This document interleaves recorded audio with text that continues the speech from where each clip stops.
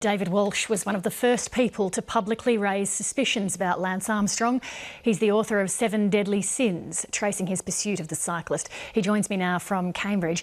David Walsh, in a nutshell, what do you want to hear from Lance Armstrong in this interview with Oprah Winfrey? Well, I would like to hear as full a confession as you could imagine. I would like the confession to come without evasions or without Lance trying to avoid getting into areas that he should get into, because we need to know who his associates were. We need to hear from him that his Dr. Michele Ferrari aided and abetted his doping. We need to hear from Lance that his team manager Johan Bernil was key, because remember, Bernil and Ferrari are still denying any involvement, even though the evidence is overwhelming. We also need to hear from Lance his understanding of the havoc he wreaked in people's lives. I mean, what Lance Armstrong did to Betsy Andreu, Greg LeMond, Emma O'Reilly, Stephen Swart, Mike Anderson, people like that was reprehensible in the extreme, and it would be good to know that he understands, as I say, how much grief and how much stress he brought into the lives of very innocent people whose only crime was to want to tell the truth. Oprah Winfrey has said that Lance Armstrong does come clean, and I guess we'll see exactly what that means later in the week.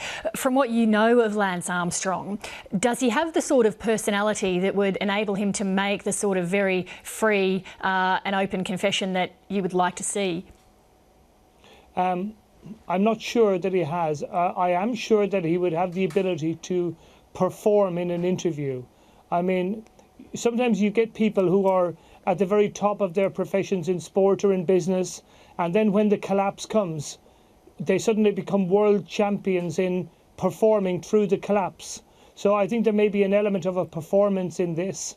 But when Oprah Winfrey says that he confessed, but not in the way she expected, I'm hoping that means she expected Lance to be defiant in his confession. In other words, to say things like, yes, I did dope, but that was the environment I found. All my leading rivals doped, and I was only doing what they were doing.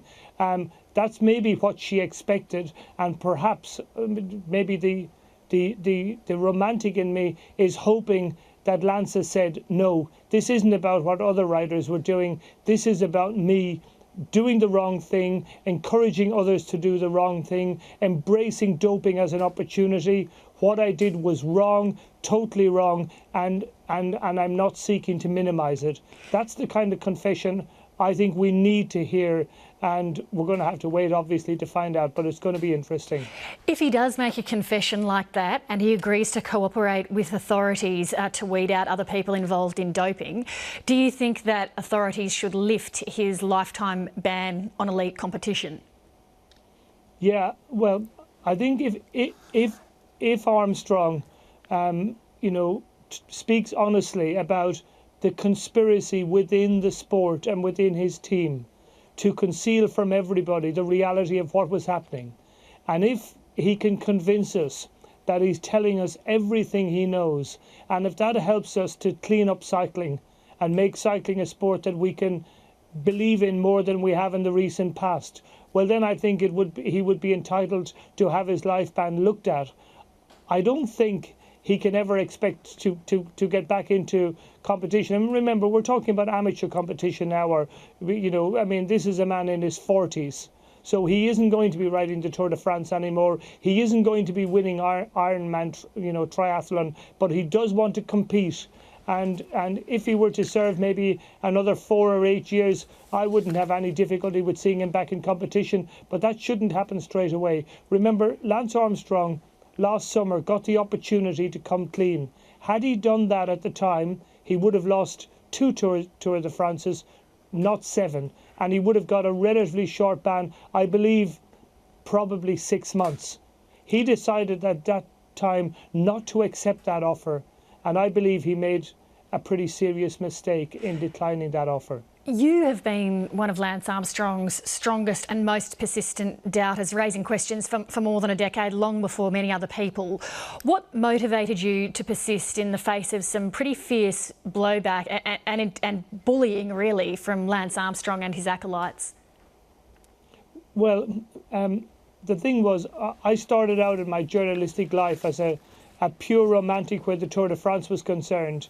I mean, when I became a sports writer, the first holiday I ever took as a sports writer was to spend 2 weeks on the back of a motorbike following the race as a fan. So I loved the race.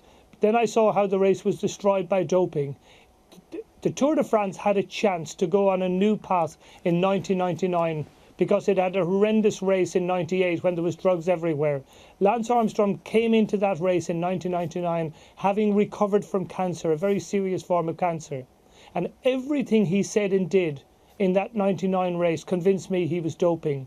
And I found that astonishing given what he had been through with cancer. And I started to ask questions at that time because I was convinced he wasn't clean. Convinced by the way he acted, by the way he was hostile towards riders who were clearly clean. I was convinced by the way he spoke about doping, basically saying to journalists, look, doping is none of your business, it's our business. So ask me about how brilliant I have been in today's time trial or whatever. So I started asking questions, and the more questions I asked, the more evidence it was possible to uncover. And it really wasn't a difficult story to get at because there was very good people like Emma O'Reilly, like Betsy Andrea, like Greg LeMond, like Stephen Swart, who were prepared to tell the truth. What was astonishing was how few people wanted to hear the truth at that time. David Walsh, I certainly hope your newspaper gets the $600,000 back. Thank you very much for joining us.